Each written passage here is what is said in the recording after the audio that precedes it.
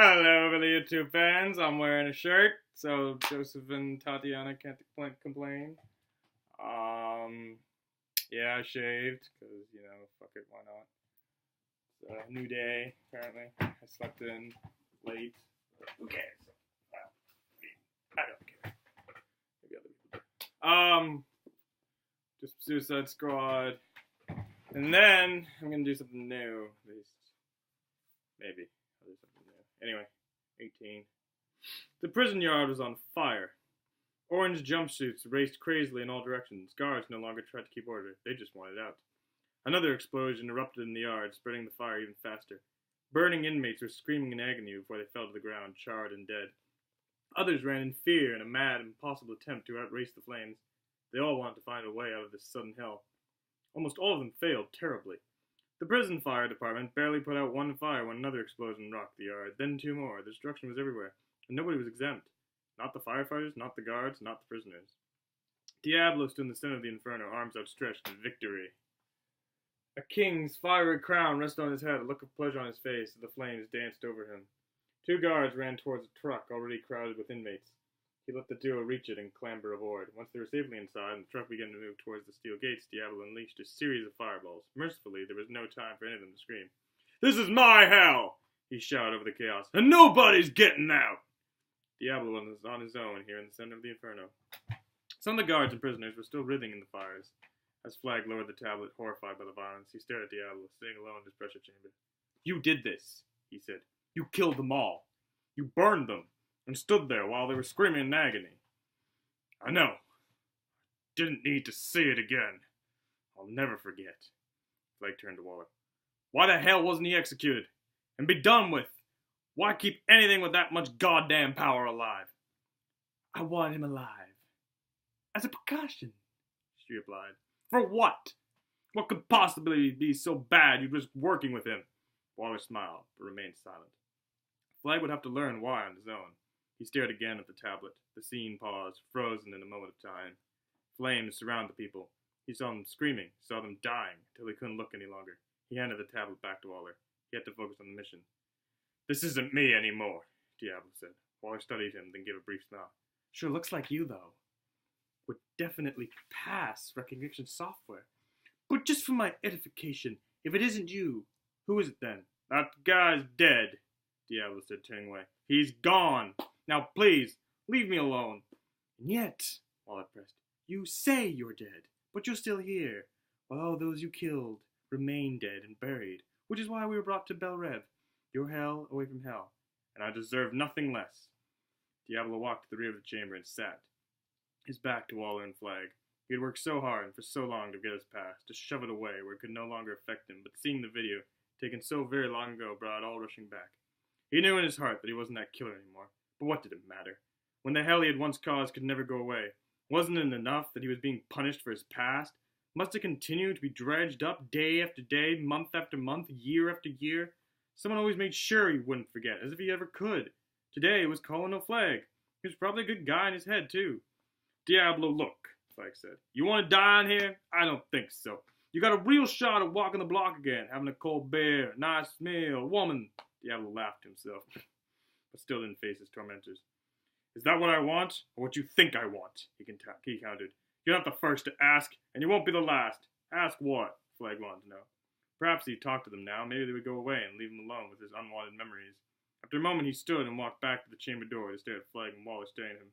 "You want to recruit me as a soldier," he said, certain he was right. "Like all the others. You want to ask me if I'll be your one-man army. You want me to use my, abilities as I've done in the past. But now in your name, for your cause, under your, shall we say, direction?" "Really," he continued. "This is all about your needs and wants, not mine." He paused. No, he'd already lost them. Oh, crap. "Really," he continued. "This is all about your needs and wants, not mine."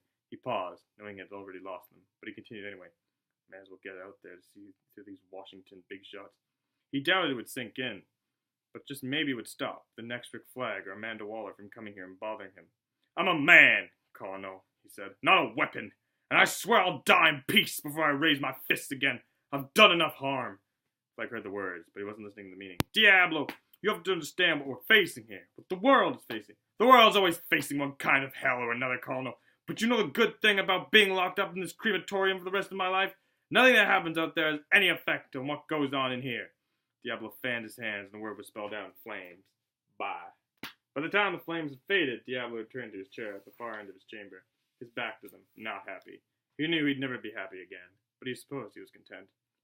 Flag looked to Waller as they walked away unsuccessful. Your gangbanger's now a hippie, Waller, he said. This whole trip was a bust. We need him, Waller insisted. There are ways. There are always ways. Maybe there shouldn't be, he replied. Not for everyone. Maybe we should just leave him alone to wallow in his own guilt. For God's sake, Waller. The man doesn't want to kill. We should be holding a party for him, not a wake.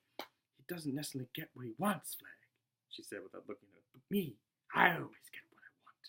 This is what I do. Flag looked back to see Diablo alone at the far end of the chamber, his shoulders slumped. Looks to me like we've got ourselves one of those classic standoffs you always hear about. Unstoppable force, meet the immovable object. Waller laughed. I prefer Archimedes. Give him a lever long enough and a fulcrum in which to place it, and I shall move the world. She walked away from Flag without waiting for a reply. As she did, Flag got a text and hurried to the medical office, entering the records room. June was there as she said she'd be. He locked the door as she wrapped her arms around him and pressed closer. I've been a nervous wreck, she said. Flag gave her a long, soft kiss. I'm here, he said. And I'll stay here until you ask me to go. Then I guess you're not going anywhere. Just having you here makes me feel better. This is the first time since all this began that I feel, I don't know, maybe calm is the word. That I felt the way I think I should always feel. She peered at him intently. I want you to stay until it was all over. But I know you can't. Not until it really is over. Until she's no longer part of me. They kissed again. Held each other even longer, then separated, went to their corners, and assumed the work of reviewing prisoner dossiers. He separated the dossiers into two piles. One of files that might be one of some interest, while the other with files he ruled out. Rick, am I the reason you don't walk away from her? You know, Waller, June asked. I can see how much you hate her. But it was so much more complicated than simply hating her. Nobody walks away from Waller, he said. It just isn't done. I know what you're going through, June, but we have to play a game and hope it works. June paused and put down the dossier she was holding. I'm sorry, Rick, but I don't think so, she said. You can't possibly have any idea. Can you imagine someone whispering vileness in your head all the damn time, 24/7, grabbing the steering wheel of your life and drunk driving through everything you've worked for? Her eyes were wide as she shook her head. Nobody can understand. Not really. I've lost it all to her. I've lost everything. He reached for her to take her hand, but she pulled it away. June, I'm not the enemy, he protested. I've seen what you're up against. I hear that voice every second of every day, June counted. What if Waller can't make it go away? What if I can never get free? Flag was determined not to leave it at that. If Waller says she can help you, she can help you. June laughed. And it was a real laugh that broke the tension. Good God, Rick, you're such a company man. He again reached to take her hand. This time she let him. I'm not saying trust her, he said, though he looked nervous as he did so. I don't, but she's a pragmatist. As long as you've got something she wants, she'll do everything she can. June wasn't quite so certain. She may want to. She may even expect to. But Waller thinks because she has that thing, that heart locked in that box, Enchantress will be her servant, she scoffed. But it's the other way around. Waller is Enchantress's servant, and the witch is planning something big and very bad. You're connected to her. Does that let you inside her thoughts? Do you know what she's planning? No, she replied. You have no idea how thrilled I am that I don't. From just what I've seen, that's some place I know I don't want to go. June became silent. Her eyes took on a faraway look, but then she focused again. I think she's testing us, June said. Testing me. Waiting to. She stopped abruptly and turned away. I didn't want to talk about this. I can't deal with it now. Can we please get the hell out of here? Flag pulled her close and kissed her. I'm here, he said. You're safe with me. She smiled and kissed him back. The door behind them burst open. Waller entered. I sure you hope you two are using protection. Don't want you spawning the Antichrist, do we? Flag frowned at her. Stop it, Amanda. Just stop. She shrugged her. Fine. Whatever. We need to talk. Her look said in private. June, give us a minute, please, Flag said. Looking and smiling at Waller, she gave Flag a quick kiss. She walked past Waller, through the door, and shut it behind her. Flag glared at Waller. I won't even comment on what you just said, he growled. Respectfully, ma'am, I'm up to here. Have you noticed that we're in prison? These are criminals, psychotic, antisocial freaks. We've been through this. You lost. Yeah, but this makes no sense. Let me hit the Tier 1 units. I'll build you a team of pipe fitters who'll do anything you can dream of. You can need real soldiers. Looked toward the door and the prison lady on. Not scumbags. Waller then finished and took a turn. Colonel Flag, Have you ever heard that back in World War II, the U.S. Navy made a deal with the Mafia to protect our ships on the waterfront? Flag couldn't care less. Maybe you should buy a new calendar. Maybe you should buy a new calendar, he plotted. This isn't World War II. She wasn't fazed. What you don't get is, she said, this is World War III. What are you really up to? She leaned against the wall and gave a long pause, peering at him the entire time. You want the big picture? No. I like being fed a steady stream of crap and kept in the dark like a mushroom. Unfortunately, it's neat to know, she said, shutting it down. All you need to know is that you work for me. You don't question my orders, you execute them. Flag took out his cell phone and held up. That can change with a phone call, he said. I know people, too.